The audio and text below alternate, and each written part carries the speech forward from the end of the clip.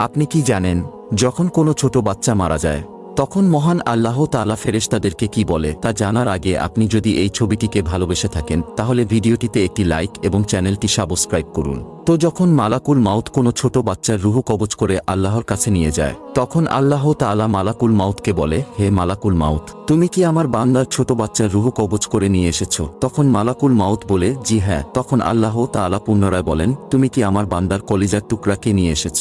তখন মালাকুল মাউত বলে, জি হ্যাঁ। তখন আল্লাহ তাআলা বলেন, তখন আমার বান্দারা কি বলেছে? তখন মালাকুল মাউত বললেন, তারা আপনার প্রশংসা করেছে। তারা বলেছে, ইন্নালিল্লাহি ওয়া ইন্না ইলাইহি রাজিউন।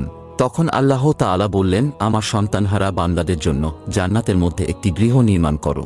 অন্য হাদিস শরীফে বর্ণিত আছে, যদি কারো ছোট বাচ্চা মারা যায় হাসরের মাঠে সেই ছোট বাচ্চাদের সুপারিশ করার অধিকার দেওয়া হবে এবং সেই ছোট বাচ্চারা তাদের পিতামাতাদের সুপারিশ করে জান্নাতে নিয়ে যাবে।